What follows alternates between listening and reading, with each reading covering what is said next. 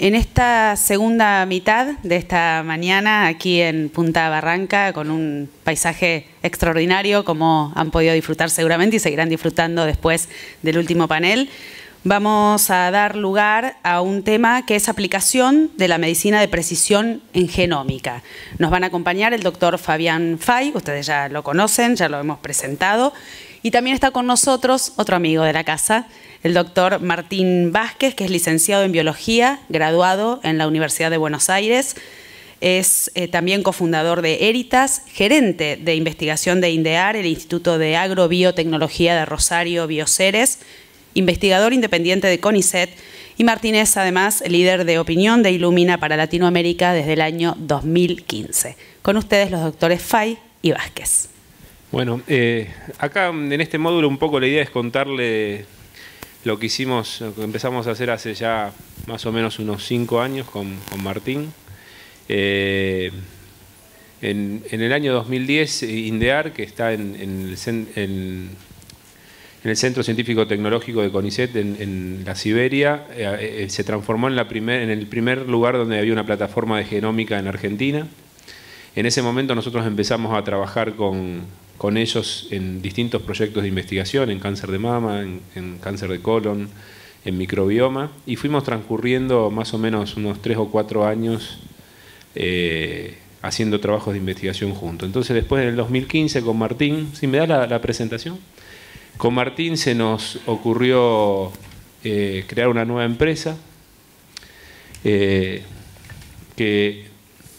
básicamente la llamamos Eritas, Medicina de Precisión. Esta es una empresa que se nos ocurrió hacer el año pasado y que, bueno, obviamente después convencimos cada uno a nuestras respectivas empresas de armar, de fondearla, de ponerle recursos para transformarla en una empresa de clase mundial. La idea fue hacer esta empresa porque entendíamos que había una necesidad de ocupar un espacio vacante en tecnología en salud en la Argentina. Digamos, no había nadie que se estuviera dedicando a hacer genómica y genética de precisión. Queríamos desarrollarlo localmente, poder lograr una empresa de clase mundial en el sentido que no solamente tenga tecnología de clase mundial, sino científicos que puedan trabajar y al mismo nivel que se hace en cualquier otro lugar del mundo. Entendíamos que era fundamental este desarrollo porque la comprensión de esta tecnología o de las aplicaciones de esta tecnología tiene mucho de componente local, mucho de lo que ocurre en cada lugar, cómo se interpreta. Y también desde el punto de vista del desarrollo del negocio pensábamos que era una forma de generar valor en nuestro propio país porque sustituíamos la cantidad de dinero que se va en ensayos que se hacen fuera del país. Esto, digamos, tiene dos implicancias. Digamos. Una es el egreso de divisas específico en términos económicos y otra es que nos quedamos con resultados pero sin la información. Nosotros mandamos muestras, vuelven resultados, pero no vuelve la información que hay atrás de ese resultado. Entonces no generamos valor ni conocimiento con esos resultados.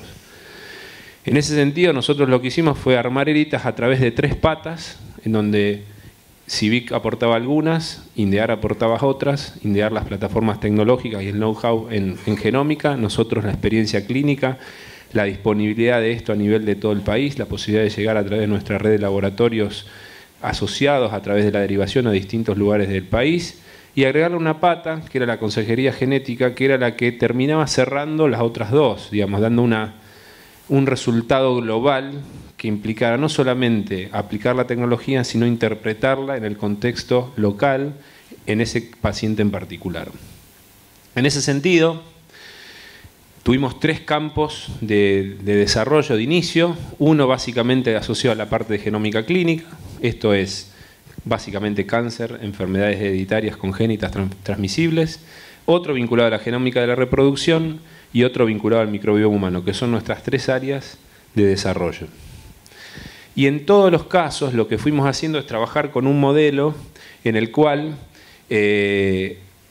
cuando teníamos un determinado ensayo que queríamos poner a punto o validar, lo que hacíamos era buscar un grupo de médicos, líderes de opinión a nivel nacional, con el cual nos sentábamos y decíamos, bueno, tenemos esta herramienta. cuáles serían los pacientes que a su criterio deberían ser en los cuales se utilicen. Entonces diseñábamos un protocolo de investigación clínica, presentábamos ese protocolo a un comité de ética independiente, lo presentamos a la autoridad regulatoria, nos devolvían la aprobación, conseguíamos los fondos, empezamos a reclutar los pacientes, empezamos a hacer los análisis, empezamos a entender lo que encontrábamos y hablar con el grupo médico para ver cómo eso se relacionaba con la cuestión clínica que estábamos investigando. Empezamos a generar los datos, validar esos datos, generar los reportes y empezar a armar una base de datos local argentina de ese tipo de casos. Cuando todo ese camino, que normalmente nos lleva un año y medio, está recorrido, recién poníamos el test a disposición de la comunidad médica. Porque en ese momento es cuando recién podíamos interpretar lo que estábamos encontrando. Y así lo hicimos con las cardiopatías hereditarias, exomas clínicos, exomas para enfermedades poco frecuentes y cáncer hereditario. Ese pipeline o esa idea de cómo trabajar es la que venimos aplicando en cada una de las cosas que estamos poniendo a punto para después transferir al mercado. Esto es nuestro laboratorio. Creo que acá, Martín, empieza la película. Le vamos a contar un poquito de qué se trata. Hay una película del laboratorio. Básicamente, para que ustedes se ubiquen, CIVIC es el que realiza toda la cuestión preanalítica, toma de muestra, extracción de ADN, generación de las librerías, y después la segunda parte, que es la producción de los datos genómicos, se realiza en un laboratorio que Heritas construyó dentro del espacio de INDEAR, que es el que entiendo vamos a ver ahora en un video.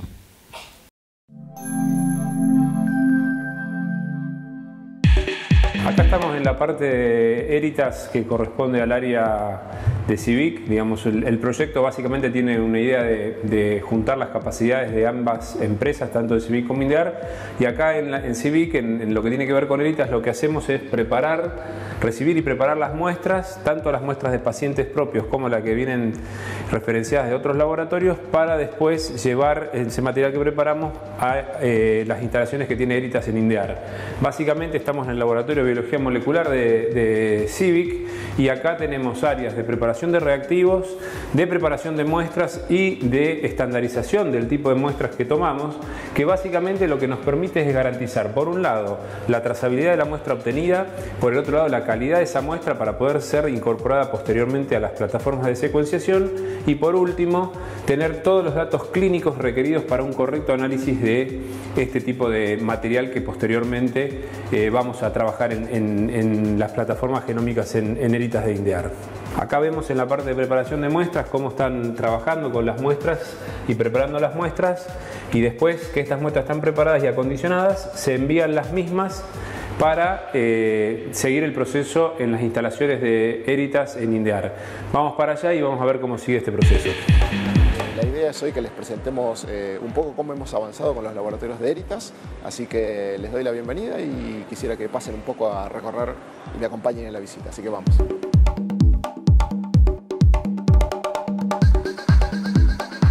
Bueno, les cuento que Heritas, desde que se fundó, ya tenemos los laboratorios armados y los tenemos divididos en 3 tipos de plataformas diferentes. Una plataforma de análisis, que es la que tengo acá a mi lado. Tenemos una plataforma en donde preparamos el material de ADN de los pacientes para analizar, que es donde vamos a entrar ahora y me van a acompañar.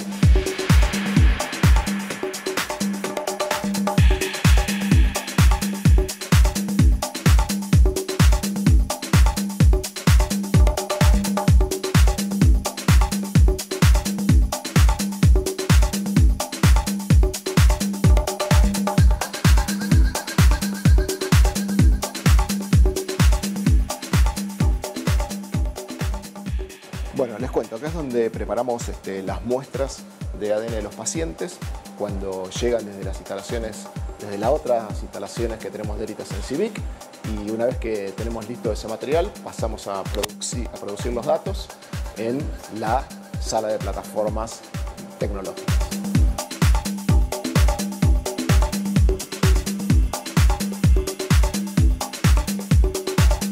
Bueno, como les dije, ahora acabamos de llegar a la sala de plataformas tecnológicas que tenemos en Eritas, una sala muy nueva que acabamos de terminar de concretar con una inversión muy importante para convertirla en una de las plataformas tecnológicas más avanzadas de Latinoamérica.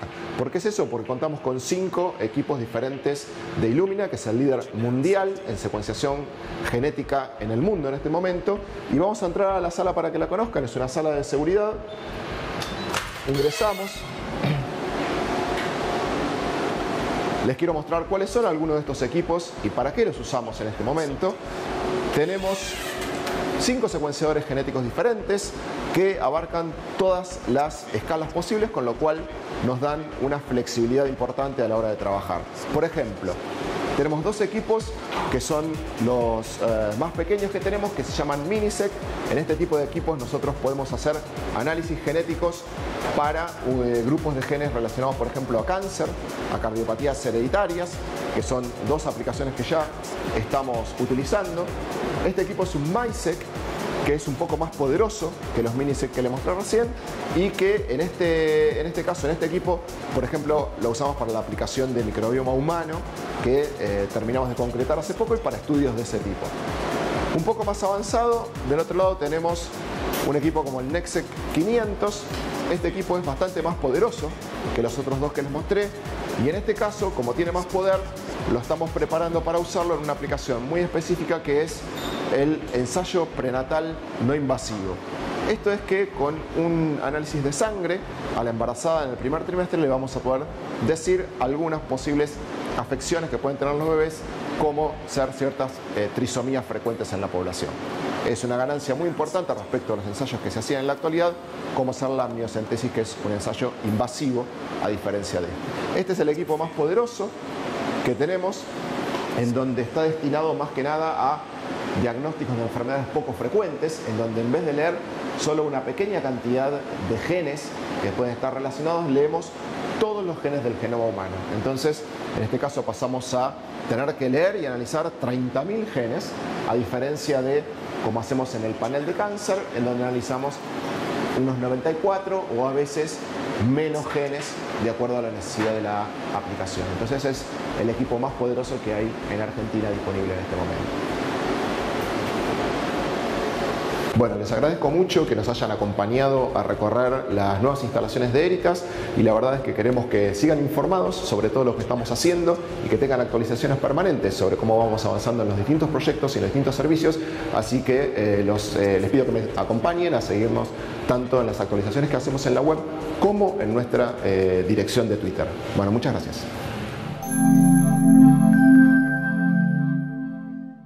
Bueno, salimos del video, pasamos acá a la realidad. Esta es la plataforma que vieron recién.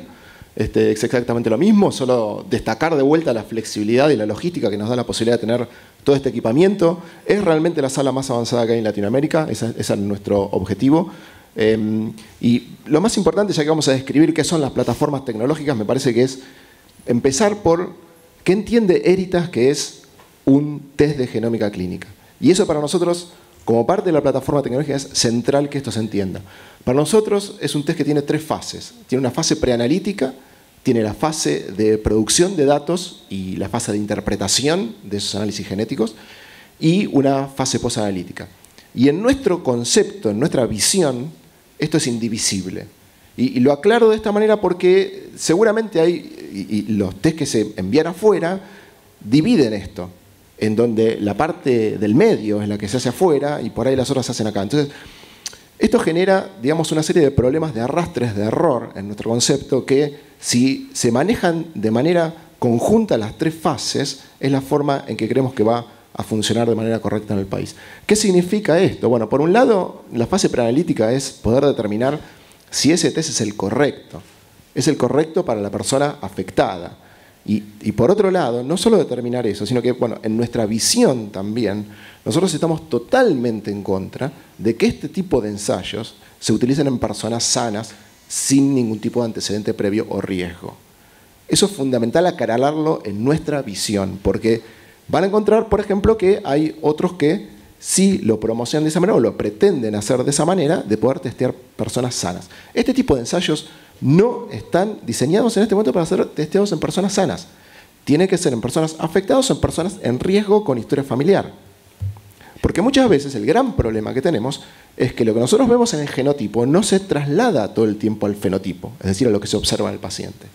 Hay una correlación que establecer. Hay veces que es 100% en donde una mutación genera un fenotipo en el afectado, pero muchas veces no. Es lo que en genética llamamos penetrancia incompleta. Entonces, es muy importante entender que nosotros no lo vemos para hacer en personas que no están afectadas.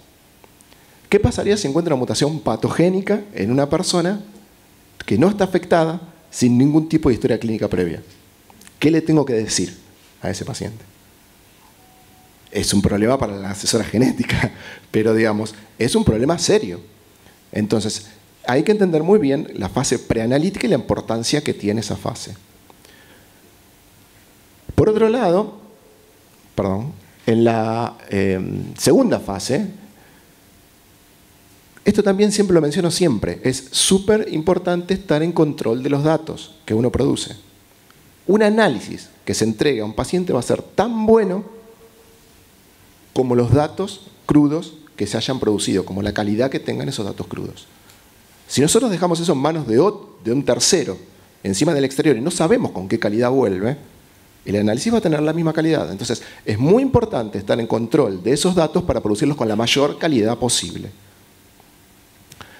Y por último, el último punto central es la fase posanalítica, que es cómo interpretar ese resultado. Entonces, ahí también hay que acompañar al médico solicitante, probablemente al paciente, en esa fase importante.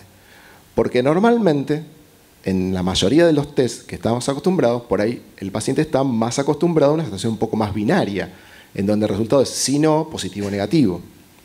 Y nosotros en los test genéticos estamos introduciendo una tercera fase, por ahora lamentablemente, que es un resultado clínico incierto.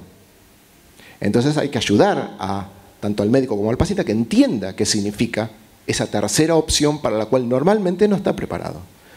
Entonces esa es la concepción por la cual para nosotros este tipo de test es absolutamente indivisible en las tres fases.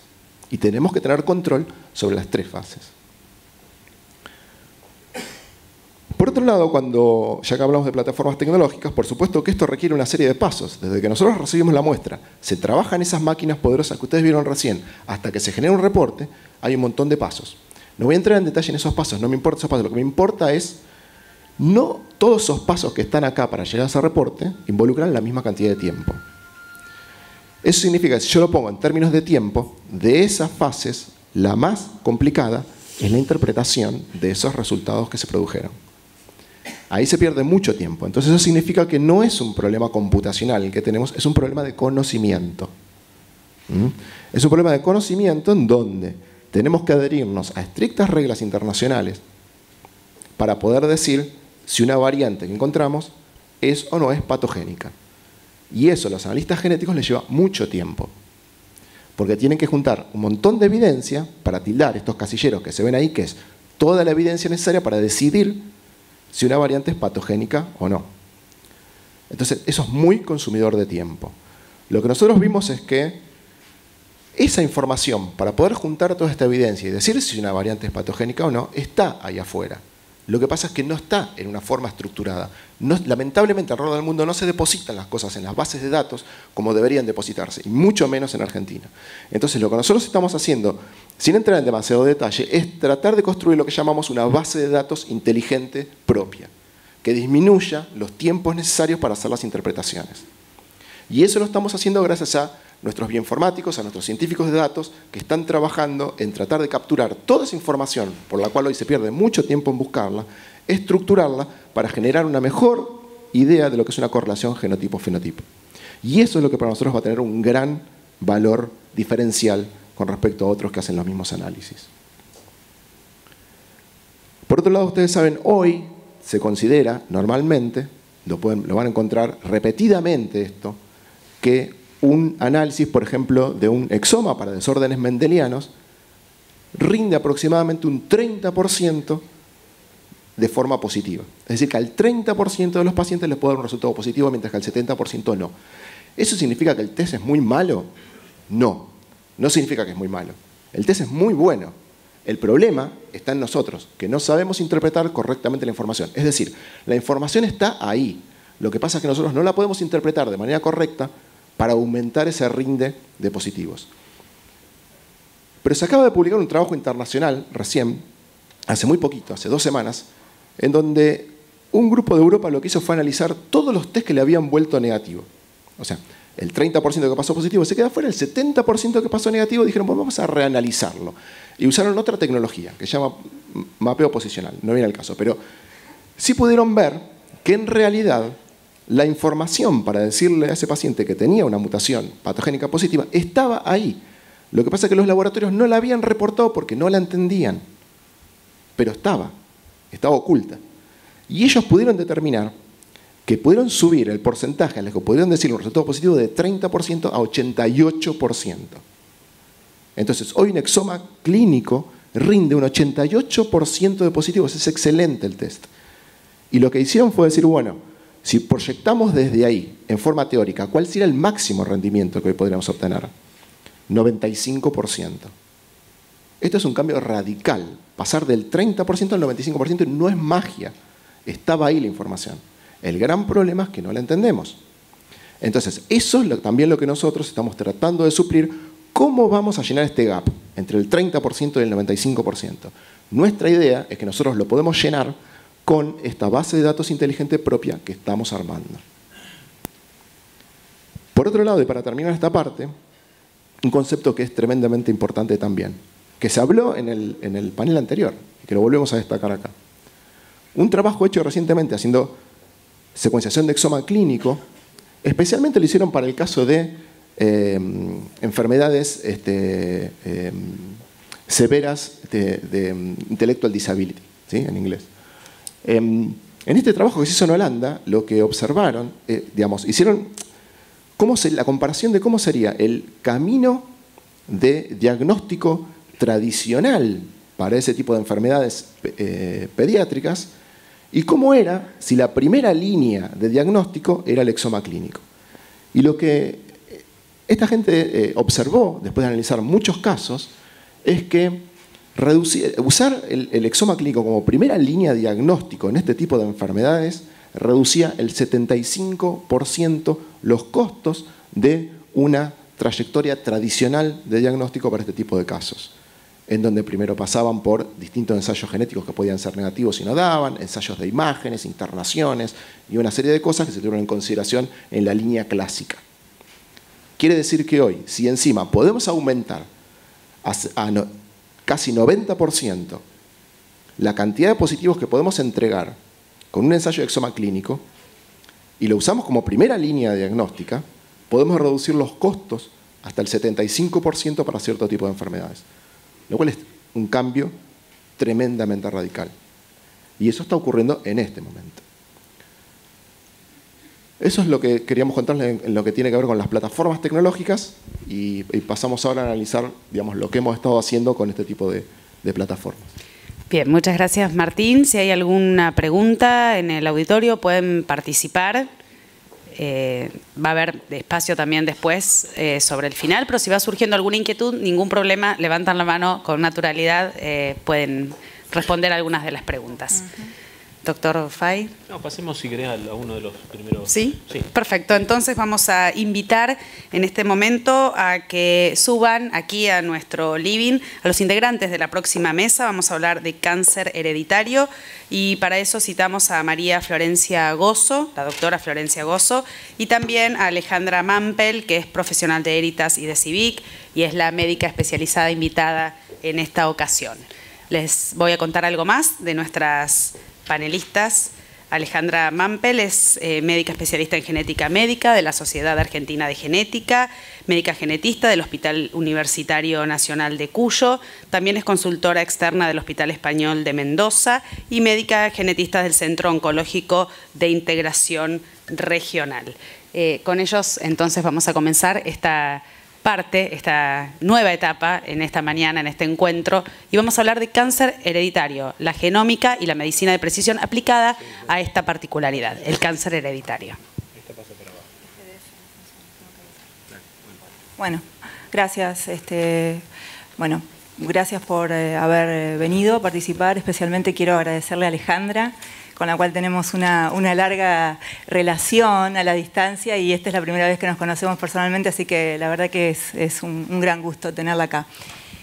Bueno, les voy a hablar un poquito de los avances que tenemos a disposición para detectar variantes asociadas a cáncer hereditario. Te pido por favor que pases a la siguiente. Bueno, voy a hacer un foco en lo que es cáncer de mama y ovario. Es muy importante, antes de que les profundice un poquito más, existen formas esporádicas de cáncer de mama, formas familiares y hereditarias. Las formas esporádicas, tengamos en cuenta que siempre hay factores genéticos y ambientales que juegan un rol preponderante en estos tres tipos de formas de cáncer de mama. El esporádico, que es el más frecuente, los factores genéticos son muchos y cada uno independientemente no alcanza para hacer que se desarrolle el cáncer, sino que son necesarios. Y en general, este tipo de patología esporádica ocurre a partir de los 70 años de vida. Es necesario que estas variantes se vayan acumulando a lo largo de la vida, con factores ambientales también adversos, para que esto se desarrolle. Es el más frecuente, ¿sí? Luego pasamos a familiar. El tipo familiar es entre un 15 y un 20%. Yo se los leo porque no sé si alcanzan a leerlo. Entre un 15 y un 20%. En este caso los factores genéticos son menos y quizá tienen un peso más importante, pero no llegan a ser decisivos para el desarrollo del cáncer. Y por último, el hereditario, que es solo entre un 5 y un 10%, en donde el asesor genético, que es fundamental que tome parte en este tipo de estudios, lo que hace es estudiar no solo el caso índice, que es el primer afectado de una familia, sino estudia el caso índice, estudia la familia. Generalmente se ve que existen patrones de herencia dominante, en donde a lo largo de 2 generaciones por lo menos uno puede rastrear el mismo tipo de cáncer en individuos jóvenes, menores de 45 años, y eso es lo que se enmarca dentro de lo que el asesor genético va a sospechar, o el médico especialista, que es cáncer hereditario. Dentro de este tipo existen 2 genes candidatos, ganadores, si se quiere, que son BRCA1 y 2, ¿sí? Luego está el cáncer de ovario, en donde existe la forma esporádica y la forma hereditaria, y para la forma hereditaria, entre un 10 y un 25% existen, entre un 60% existen mutaciones en BRCA1 y BRCA2 asociados a la forma hereditaria de cáncer de ovario. La próxima, por favor. Bueno, conocerán a Angelina Jolie, gracias a esta mujer que padeció en su familia cáncer de mama y ovario. Hace alrededor de 3 años, todas las mujeres quisimos hacernos el test. Básicamente llegábamos al médico especialista diciendo, bueno, la verdad, yo tengo antecedentes familiares y quisiera hacerlo. La realidad es que el asesor genético o el médico especialista es fundamental, porque no todas las mujeres tenemos que hacernos este test. Por eso es importante el estudio de la familia, la genealogía, el estudio del patrón posible de herencia. ¿Y por qué hay que estudiar estos genes? Llegado que se necesite, porque son genes que están altamente relacionados con cáncer hereditario, entre un 50 y un 75% de los casos cáncer de mama y un 60% de los casos cáncer de ovario. Todo esto hasta los 70 años de edad, o sea, tienen que ser pacientes jóvenes, en general jóvenes, de inicio muy temprano. La siguiente, por favor. Bueno, hace 3 años, con todo este efecto Jolie, pudimos comenzar a ofrecer en el laboratorio panel de genes BRCA1 y BRCA2. Fue fantástico porque llegaban pacientes con historia familiar, muchos dieron positivos, se pudieron tomar, se pudo realizar indicaciones para un mejor tratamiento, aconsejar a los familiares que estaban también en riesgo, hijos, hermanos, primos. Pero con las nuevas tecnologías, la realidad, ustedes ven BRCA1 y BRCA2, está ahí en rojo, no solo está asociado a cáncer de mama y ovario, y hay otros genes también que juegan un papel, quizá en menor frecuencia, pero son sumamente importantes para aquellos casos que son BRCA1 y BRCA2 negativos, ¿no? Porque el resultado llega negativo al especialista y bueno, dice, ¿ahora qué hago? ¿Cómo sigo? ¿Cómo sigo asesorando a esta familia? Que evidentemente hay una segregación de la enfermedad, pero no existen variaciones en estos genes.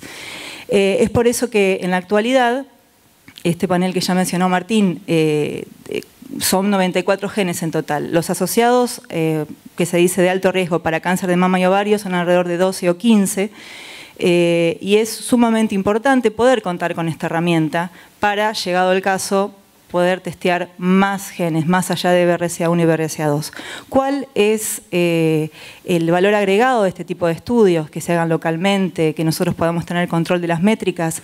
Se trata de estudios que son muy robustos, las coberturas de los genes son al 100%, no existen gaps en la secuenciación. Cuando un resultado viene negativo, es negativo, no porque haya quedado un gap que no se ha podido ver, el estudio no existe en ese tipo de situaciones. Este estudio técnicamente está validado y es muy robusto. Esto nos permite identificar mutaciones puntuales por secuenciación y pequeños indels, pequeñas inserciones y deleciones. Ahora, lo que también es muy importante es que la decisión está en el médico. El médico especialista solicita quizá inicialmente BRCA1 y BRCA2. Vuelve negativo, asesora al paciente, vuelve negativo. Lo que es sumamente importante es saber que el médico cuenta con la herramienta para reabrir el análisis. No es necesario volver a secuenciar el ADN del paciente para el resto de los genes que quizás el médico tiene en cuenta como en una segunda instancia. Esto es posible realizarlo, lleva menos tiempo porque lo que hay que hacer es un análisis bioinformático y de interpretación si llegara a existir alguna variante en algunos de estos genes. En este caso es cáncer de mama y ovario. Hay 94 genes asociados a más de 200 patologías de cáncer hereditario. Bueno, eso es un punto importante. Y la próxima, por favor. Algo que también es propietario de Heritas, que los bioinformáticos han sido capaces de desarrollar y está en constante desarrollo, es la posibilidad de realizar, además de la secuenciación por NGS, un screening de variante en número de copias. Cuando uno realiza un algoritmo diagnóstico para cáncer, para BRCA1 y BRCA2, en primera instancia siempre se hace la secuenciación, porque es la técnica en donde más frecuentemente se van a encontrar mutaciones puntuales. Pero de ser negativa, también existe una chance baja, pero existe, de que existan grandes deleciones y duplicaciones en BRCA1 o BRCA2. Esto, a nivel de secuenciaciones tradicionales, no es posible determinar. Se determina con una técnica complementaria a la secuenciación que se llama MLPA. Pudiendo utilizar la información que se genera por NGS, es posible generar o realizar un screening y ver si existen. Todas esas barritas que ven, el sector izquierdo son todos los exones de BRCA1 y para la derecha de BRCA2. Ahí ven que hay una barrita que sale de lo que uno marca como valores normales y eso significa que existe una deleción. ¿Sí? Una deleción se observa en el primer exón de BRCA2, me parece, o BRCA1, perdón, es para allá. Y esto ha sido testeado con controles positivos para deleciones y controles sanos. Y bueno, es un valor agregado que nosotros ofrecemos dentro de la técnica, sin costo adicional, como un screening, es una sugerencia. Generalmente la mayoría de los estudios suele dar normal para este tipo de screening, porque lógicamente este tipo de mutaciones es muy poco frecuente, pero bueno, es importante que sepan que existe esta posibilidad, esta técnica adicional incluida en la secuenciación. La próxima. Bueno, y un poco lo que hablaba Martín también, cómo se catalogan o se caracterizan estas variantes. Cuando es benigno o es patogénico, no es tan complicado porque las patogénicas están en bases de datos, son bases de datos curadas y que se actualizan. Las benignas, bueno, son benignas, están totalmente probadas su existencia en población control. Pero como ven, no es para que lo lean, la idea es que vean que hay una serie de niveles de evidencia que en el cuadrito que mostró Martín uno va tiqueando y eso hace que una variante hallada en un paciente caiga dentro de todos estos posibles grados de evidencia. ¿Qué pasa cuando cae en lo que ustedes leen ahí VUS, que es Variant of Unknown Significance? Es una variante de significado clínico incierto. La siguiente. Este tipo de variantes generalmente o no están reportadas en bases de datos o al correr predictores in silico que se basan en la conservación de esas mutaciones a lo largo de diferentes organismos, la dan como deleteria. Eso no es suficiente para catalogar una variante y que pase de significado clínico incierto a patogénica. Pero acá es también donde es muy importante, bueno, la interpretación, como se mencionaba previamente, si existen otros afectados en la familia, ver si esa variante segrega con la enfermedad y no segrega en los pacientes sanos. Hay una serie de niveles de recategorización que se quiere, algunos a nivel bioinformático, otros a nivel de estudios complementarios que se pueden hacer, pero sí es importante que estas variantes existen. Hay muchas veces que quedan de significado clínico incierto y de ahí no se pueden mover hasta que una nueva evidencia salga a la luz. Así que es muy importante tener en cuenta esto. Esto es súper dinámico. El médico, pienso que también muchas veces está involucrado en actualizar el valor de esa variante de significado clínico cada 6 meses, quizá habría que rechequear, pero estas son las que generalmente nos dan dolores de cabeza, ¿no? Para el momento de reportar en un informe. La siguiente. Bueno, cambiando de tema un poquito, estamos poniendo a punto en un protocolo la posibilidad de realizar perfil molecular de tumores. Y esto es sumamente importante porque hay muchos tumores, como son el caso de tumores de pulmón, de colon, melanoma y tumores gástricos, en donde para definir la terapéutica se hace con anticuerpos monoclonales, que son bastante eficaces. Es fundamental definir el perfil del tumor primario, el perfil primario para iniciar el tratamiento. Esto se puede realizar a través de un kit que se llama Tumor 15, que se corre en alguna de las plataformas que ya mostró Martín previamente. Y sumado a esta nuevo estudio que se puede realizar, les voy a comentar brevemente, en la próxima, espero que el año que viene o en 2 años quizá podamos tener más datos para mostrarles, qué es lo que mundialmente está muy en auge y es la biopsia líquida. La biopsia líquida, la realidad es que estamos al mismo nivel que países desarrollados en cuanto a estudiar cómo esto se puede poner en la práctica cotidiana para utilizar en diagnóstico. La biopsia líquida es similar a lo que se hace con el estudio prenatal no invasivo en las mujeres embarazadas, tomar una muestra de sangre del paciente oncológico y poder realizar el seguimiento de esas células tumorales que del tumor se liberan a la sangre, ¿sí? El objetivo de este tipo de estudios sirve para la detección precoz de metástasis. Se puede utilizar también para, como ya les comenté, el monitoreo del tratamiento. Y algo que es también importante es la identificación o la caracterización de tumores de origen desconocido. Muchas veces, a nivel histológico, para el anatomopatólogo es imposible, ya sea porque el tejido está necrotizado, porque no se puede remuestrear la biopsia, es imposible definir el origen del tejido. Y en este tipo de casos es sumamente importante, sin tener el tejido, la biopsia, ya sea porque no se pudo obtener o porque se obtuvo y la calidad no fue suficiente, poder a través de la biopsia líquida determinar el origen, ¿sí? Su marca molecular, para definir origen y dar inicio al tratamiento. Yo creo que esto es lo último. Sí. Así que bueno, muchas gracias. Bien, muchas gracias, doctora. La doctora Florencia Gozo es la responsable de diagnóstico molecular de cáncer hereditario e enfermedades poco frecuentes de CIVIC. Y antes de comenzar con las preguntas, si es que tienen nuestros nuestro público. Le quería preguntar, dijiste algo en relación a la explosión, que primero fue mediática y después se trasladó a los consultorios después de lo que le pasó a Angelina Jolie, y cómo ha fluido en estos 3 años en cuanto a toma de conciencia de los médicos en nuestro medio, en nuestra región, en la posibilidad de, bueno, de pedir, ya si se quiere, más sistemáticamente este tipo de estudios a pacientes determinados. Sí, es buena la pregunta, porque después del primer, hace 3 años, los pedidos eran diarios de mujeres que venían a averiguar si lo hacíamos. Y la realidad es que muchas veces venían las pacientes muy ansiosas, sin la solicitud médica, o simplemente averiguando si se hacía.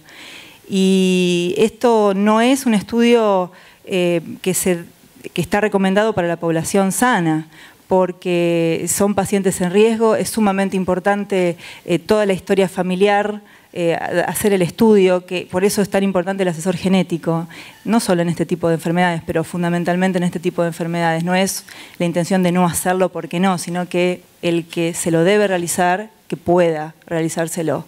Y supongo que también es importante para, ya sea a nivel público y privado, poder elegir y poder tener los recursos para que llegue a todas esas mujeres y familiares, inclusive también de mujeres, que son a los que debería estar dirigido. Para la población general no es recomendado. Está recomendado. Quería preguntarle también a Martín, antes de pasar a la doctora, nuestra invitada, en la experiencia de esta batería de análisis que presentaste de estos test, ¿cuál es hoy la realidad? ¿Para qué se están utilizando? ¿Quiénes los están solicitando? ¿Y qué conocimiento hay en la población médica de nuestro medio? Hola. No, volver a remarcar, creo que lo que dije antes y lo que acaba de remarcar Florencia también. Nos van a escuchar como 70 veces decir lo mismo, un poco hasta el cansancio, pero está bueno que lo repitamos tantas veces. Estamos en contra de hacerlo en la población sana. Vuelvo a repetir, o sea, viene una persona, le encuentra una mutación patogénica, sin ningún tipo de antecedente familiar, ni de grupo de riesgo, ni nada. ¿Qué le decimos a esa persona? ¿Que va a desarrollar una enfermedad? No podemos decirle eso. Entonces, ¿para qué lo hicimos? ¿No? Entonces, yo creo que eso es central entenderlo. Esa fase preanalítica es absolutamente fundamental. Y ahí es donde creo que la mayor experiencia está del lado de los médicos genetistas que saben, y como Alejandra. Así que yo le pasaré la palabra directamente a ella. ¿Cómo no? La escuchamos entonces. Bueno, primero que todo, gracias, Florencia. Ahí está. Gracias, Florencia, por la invitación y a ustedes de CIVIC. Bueno, lo que han estado diciendo en realidad me hace pensar 5 años para atrás y ahora, y digo, estoy en otro mundo. Esto ha sido vertiginoso. Hemos pasado de hace 5 años, muchos de los médicos que derivaban desconocían qué era lo que hacíamos, los asesores genéticos y específicamente los que nos dedicábamos a oncología, a un trabajo que se ha ido llevando y ha ido creando un vínculo y articulación con los médicos clínicos, los cirujanos, los mastólogos, los oncólogos, gastroenterólogos, porque no es solamente cáncer de mama y ovario. Y esto es lo que decían ustedes, es la derivación del paciente que supuestamente está en riesgo, determinar si realmente está en riesgo, porque no solamente el sano, sino el paciente afectado puede no tener criterios para hacer un estudio molecular, y eso también hay que definirlo, porque hay que ver qué beneficio le va a dar a ese paciente y a la familia. Entonces hay que hacer un tamizaje de esa población. Después, lo otro que ustedes cuentan y que es tal vez lo más maravilloso, que es cómo la tecnología va avanzando y va aumentando la sensibilidad diagnóstica. Hace 3 años tenía muy pocos pacientes con estudio molecular para BRCA1 y BRCA2, y bueno, a través del trabajo con colegas, con las obras sociales, se ha ido logrando que esto sea casi una rutina. O sea, para mí pedir BRCA1 y BRCA2 es una rutina con determinadas entes de salud, y lo entienden así, y entienden por qué lo pedimos, ya casi no necesitamos justificarlo, porque a ver, si yo les cuento que una paciente que tiene una mutación BRCA1 o BRCA2 le puedo evitar en un 95% un cáncer de ovario, nadie puede no detectar el impacto que tiene esa información. El pensar en las prestaciones innecesarias, en el seguimiento diferencial que le voy a hacer a un paciente con una mutación, la detección en familiares, en donde bajo el costo y es mucho más rápido. Si yo detecto una mutación en una señora y tiene 3 hijos y puedo descartar la mutación en alguno de sus hijos, ese individuo pasa a la población general y no necesita un screening diferencial. O sea, les estoy contando lo que es la vida habitual de la consulta, y en donde me parece que creo que de todo lo que han expuesto es la articulación y el trabajo. Esto parece de siempre, pero el trabajo en equipo, levantar el teléfono y decir, doctor, tengo este resultado, explicarlo, porque no tienen por qué un cirujano entender que estamos hablando de indels, resultados atípicos o un abus, como sigo un abus. Entonces, me parece que el trabajo en equipo es fundamental.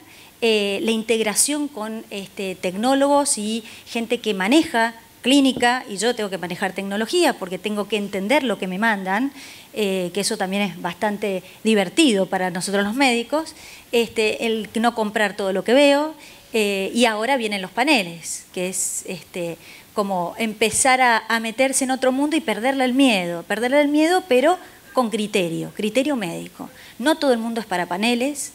No todos los paneles son para un individuo. Tal vez la cosa más interesante que hablábamos con Florencia es diseñar paneles a medida.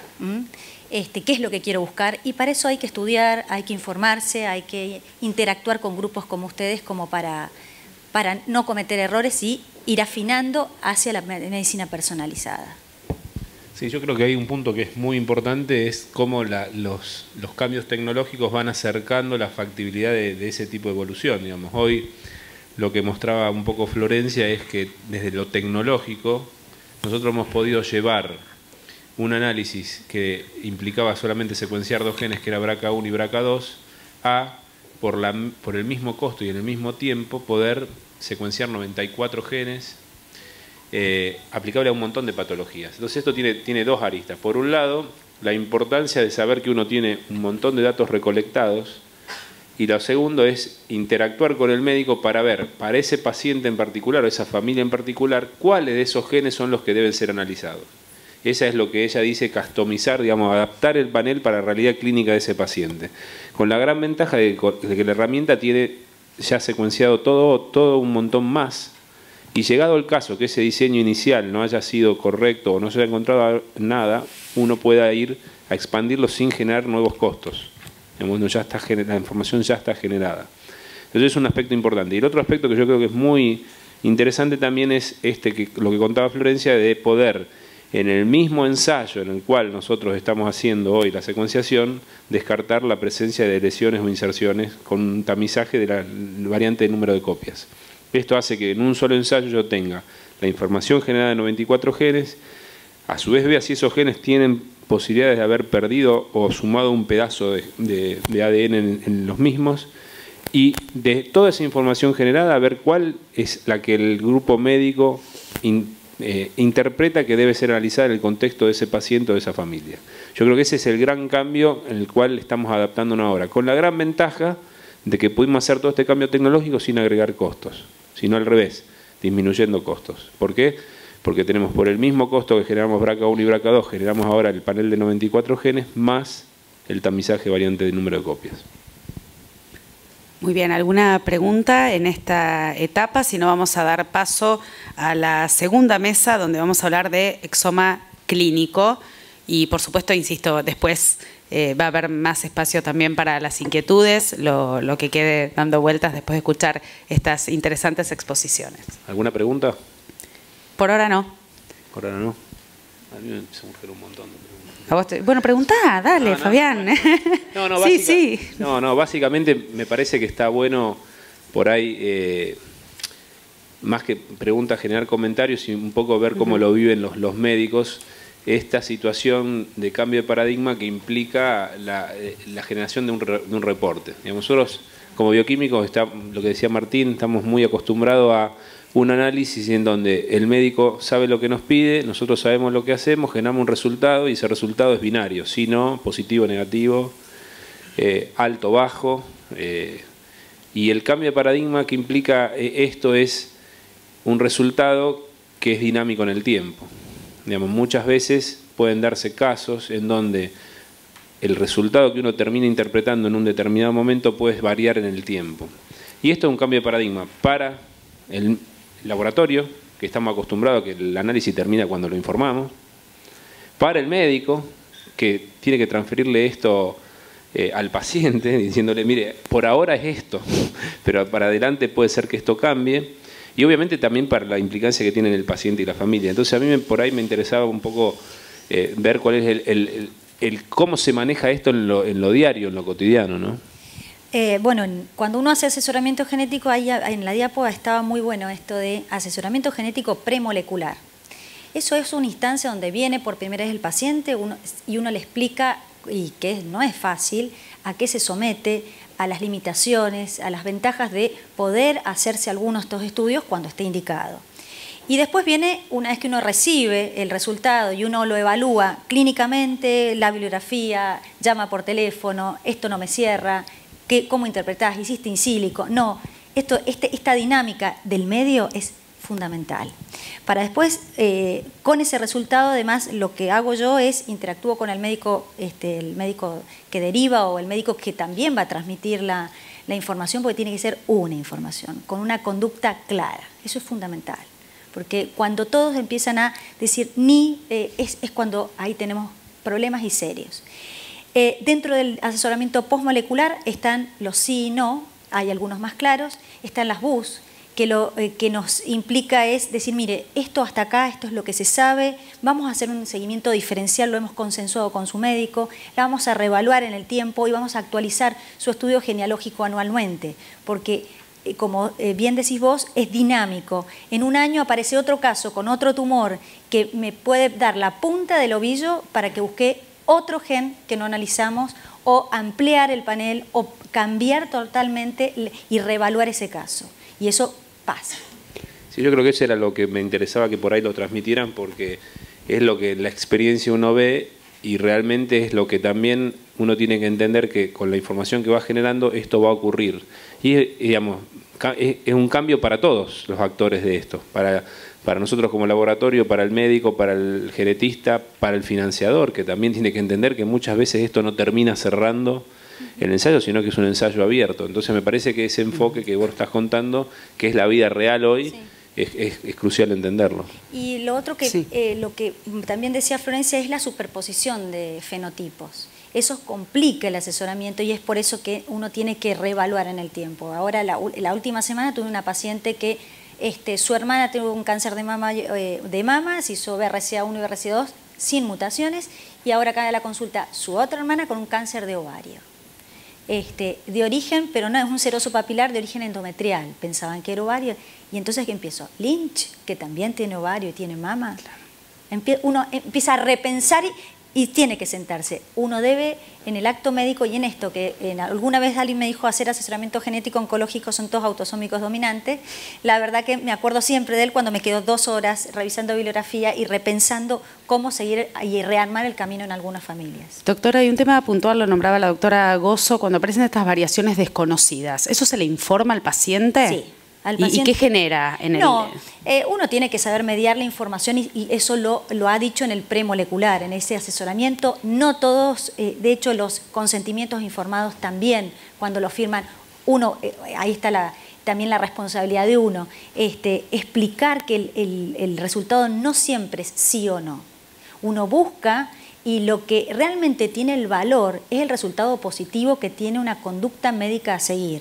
Lo otro empieza a tener un valor en donde va a consensuar con el médico, hay guías específicas para seguimiento y en otras uno tiene que ser creativo con el médico y hacer una guía propia para el paciente. Somos individuos, entonces no podemos todo generalizarlo.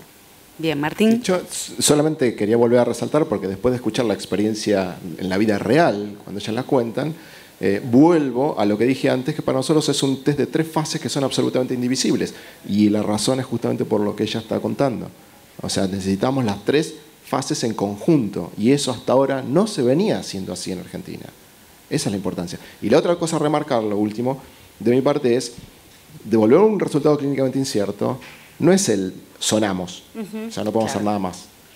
Creo que ella lo acaba de cantar y Florencia me sacó un poco la pregunta. La mía era cómo se maneja la ansiedad del paciente cuando llega ese resultado clínico incierto, ¿no? Pero creo que lo respondiste bien. Yo creo que otra cosa que es importante es que muchas veces cuando se mandan estudios al exterior, toda esta información no se tiene y solamente vuelven los negativos o los positivos y nos quedamos en la mitad del camino. Y si después aparece algún cambio de conducta o alguna situación en la familia diferente, se lo pierden o tienen que empezar el camino nuevo. Entonces yo creo que ahí hay un cambio que es fundamental poder transferir a la comunidad médica, que es la importancia del desarrollo local que tiene todo esto. Que la información está acá, la tenemos generada. Bien. Muy bien, muchas gracias. Un aplauso para nuestros panelistas. Un minuto, una pregunta que surge en este último momento. Muchas gracias. Sí, buenas tardes. Entre familiar y hereditario no termino de entender qué diferencia hay. Y otra cosa, en próstata. Hablaron de varios de los cánceres. ¿En qué próstata se mantendría esta misma situación? Bueno, la diferencia entre familiar y hereditario es así. El esporádico es el 80% que vemos, genes y ambiente, y que generalmente se dan en gente grande. El familiar nosotros lo definimos como aquellos cánceres, esas familias que tienen cánceres no relacionados, que no son inexplicables, pero evidentemente hay mecanismos que algo está fallando, pero en donde no hay un estudio específico que me lo pueda definir. Vos ves familiares grandes con cáncer de colon, un cáncer de pulmón, uno de mama, decís, ¿esto tiene algo que ver? No tiene relación, pero los casos están. Y los tenés que mirar en el tiempo y decir, lo único que puede modificar cuando uno llega a esos pacientes a la consulta son los factores externos, los gatillos.